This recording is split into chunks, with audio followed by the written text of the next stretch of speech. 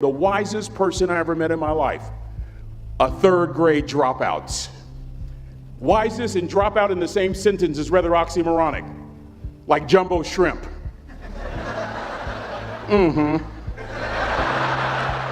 Like fun run, ain't nothing fun about it. Like Microsoft Works, y'all don't hear me. I used to say like country music, but I've lived in Texas so long, I love country music now. I hunt, I fish, I have cowboy boots and cowboy, y'all, I'm a black neck redneck. Do you hear what I'm saying to you? No longer oxymoronic for me to say country music. And it's not oxymoronic for me to say third grade and dropout. That third grade dropout, the wisest person I ever met in my life, who taught me to combine knowledge and wisdom to make an impact, was my father. A simple cook. Wisest man I ever met in my life. Just a simple cook. Left school in the third grade to help out on the family farm, but just because he left school doesn't mean his education stopped. Mark Twain once said, "I've never allowed my schooling to get in the way of my education." My father taught himself how to read, taught himself how to write, decided in the midst of Jim Crowism, as America was breathing the last gasp of the Civil War, my father decided he was going to stand and be a man. Not a black man, not a brown man, not a white man, but a man. He literally challenged himself to be the best that he could all the days of his life. I have 4 degrees. My brother is a judge. We're not the smartest ones in our family. It's a third grade dropout daddy. A third grade dropout daddy who was quoting Michelangelo, saying to us, "Boys, I won't have a problem if you aim high and miss, but I'm gonna have a real issue if you aim low and hit." A country mother quoting Henry Ford, saying, "If you think you can or if you think you can't, you're right." I learned that from a third grade drop. Simple lessons. Lessons like these. Son, you'd rather be an hour early than a minute late. We never knew what time it was at my house because the clocks were always ahead. My mother said for nearly 30 years, my father left the house at 3:45 in the morning. One day she asked him, "Why, Daddy?" He said, "Maybe one of my boys will catch me in the act of excellence. I want to share 2 things with you." Aristotle said, "You are what you repeatedly do." Therefore, excellence ought to be a habit, not an act. Don't ever forget that. I know you're tough, but always remember to be kind. Always. Don't ever forget that. Never embarrass mama. Yeah.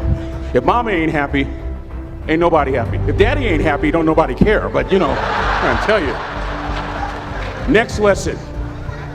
Lesson from a cook over there in the galley. Son, make sure your servant's towel is bigger than your ego. Ego is the anesthesia that deadens the pain of stupidity. Y'all might have a relative in mind you want to send that to. Let me say it again. Ego is the anesthesia that deadens the pain of stupidity. Pride is the burden of a foolish person. John Wooden coached basketball at UCLA for a living, but his calling was to impact people. And with all those national championships, guess what he was found doing in the middle of the week? Going into the cupboard, grabbing a broom, and sweeping his own gym floor. You want to make an impact? Find your broom. Every day of your life, you find your broom. You grow your influence that way. That way you're attracting people so that you can impact them. Final lesson. Son, if you're going to do a job, do it right. I've always been told how average I can be. Always been criticized about being average. But I want to tell you something. I stand here before you, before all of these people, not listening to those words, but telling myself every single day to shoot for the stars, to be the best that I can be. Good enough isn't good enough if it can be better, and better isn't good enough if it can be best. Let me close with a very personal story that I think will bring all this into focus. Wisdom will come to you in the unlikeliest of sources, a lot of times through failure. When you hit rock bottom, remember this. While you're struggling, rock bottom can also be a great foundation on which to build and on which to grow. I'm not worried that you'll be successful. I'm worried that you won't fail from time to time. Person that gets up off the canvas and keeps growing, that's the person that will continue to grow their influence. Back in the 70s, to help me make this point, let me introduce you to someone. I met the finest woman I'd ever met in my life. Back in my day, we'd have called her a brick house. This woman was the finest woman I'd ever seen in my life. There's just one little problem. Back then, ladies didn't like big old linemen. The Blind Side hadn't come out yet. They like quarterbacks and running backs. We're at this dance, and I find out her name is Trina Williams from Lompoc, California. And we're all dancing, and we're just excited. And I decide in the middle of dancing with her that I would ask her for her phone number. Trina was the first one. Trina was the only woman in college who gave me her real telephone number. The next day, we walked to Baskin & Robbins ice cream parlor. My friends couldn't believe it. This has been 40 years ago, and my friends still can't believe it. We go on a second date, and a third date, and a fourth date. We drive from Chico to Vallejo so that she could meet my parents. My father meets her. My daddy, my hero, he meets her, pulls me to the side and says, "Is she psycho?" But anyway, we go together for a year, 2 years, 3 years, 4 years. By now, Trina's a senior in college. I'm still a freshman, but I'm working some things out. I'm so glad I graduated in 4 terms. Nixon, Ford, Carter, Reagan.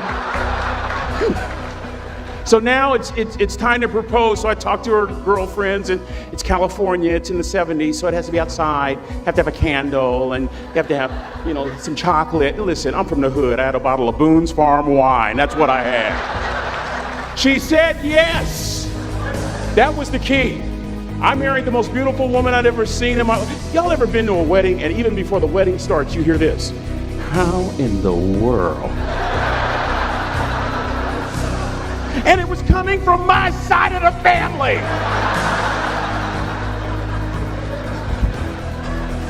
We get married, we have a few children, our lives are great.